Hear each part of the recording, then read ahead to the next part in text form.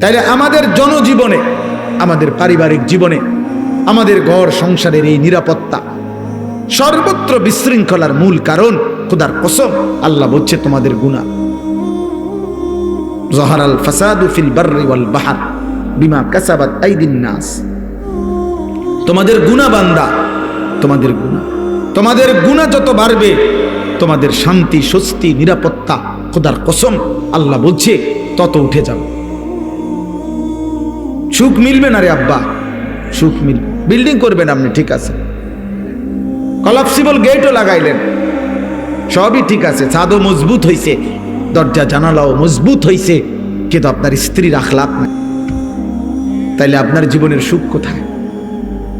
যার স্ত্রী পরকীয়ায় আসক্ত, যার স্ত্রী আপন স্বামীকে বাদ দিয়ে অন্য পুরুষকে দেখাইবার সময় 1 ঘন্টার জন্য বাজারে যাইতে হলে সাজে, স্বামীর কপালে জোটে না ওই সাজ, স্বামীর সামনে মুদ্দারের মতো ইয়া দাঁড়ায়, কিন্তু বাহিরে বাজারে যাবে তো ওই সময় সে মার্কেটে যাবে, ওই সময় 2 ঘন্টা লাগাইয়া রঙ্গরসে সাজে। তাহলে এই নারী তো স্বামীতে তৃপ্ত না, এই নারী তো পরপুরুষে তৃপ্ত। ওই ঘর জাহান্নামের ঘর ছাড়া আর কিছু না।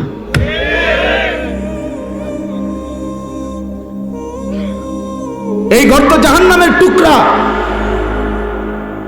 যার ছেলে নামাজ পড়ে না, মেয়ে নামাজ পড়ে না, যার ঘরের কেউ খোদার 365 দিনে ফজরের নামাজ পড়ে না, যে ঘরে ঘুমায় 6 জন সকালে উঠে না একজনও, যে ঘরে ঘুমায় 6 জন আল্লাহর কোরআন পড়তে পারে না একজনও, এই জীবন শান্তি আসবে না, আসবে না রে বাপ। এই হেন্দিয়া ধরলে হেন্দিয়া সিরা যাব, হেন্দিয়া ধরলে হেন্দিয়া সিরা যাব। রাস্তার এই সাইডে ডালাই হয়, এই সাইডে ডালাই উঠতে যায়।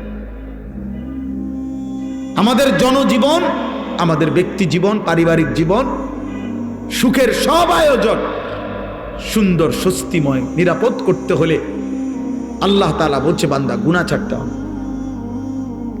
পাপ ছেড়ে দিতে হবে। গুনাহ আমরা জানি, গুনাহ ছেড়ে দিতে হবে। নবী সাল্লাল্লাহু আলাইহি ওয়াসাল্লাম বলছেন ওয়া ইন্নাল ফুজুরা ইয়াহদি ইলান নার। আল্লাহর নবী বলছেন উম্মত, প্রত্যেকটা গুনাহ তোমাদেরকে জাহান্নামের দিকেই টেনে নিয়ে যাবে। গুনার শেষ ঠিকানা জাহান্নাম। প্রতিটা গুনার ওই পিঠে আগুন আছে। প্রতিটা মিথ্যা, চুরি, ডাকাতি, জিনা, ব্যভিচার, মদ, জুয়া, নাচ, গান, হারাম যত আয়োজন, খোদার কসম ওই আয়োজনের সৌন্দর্য না, ওই আয়োজনের মধ্যে আগুন জ্বলে। এজন্য বেহায়া নর্তকীর হাসির মধ্যে হাসি নয়, ওটা আগুন জ্বলে।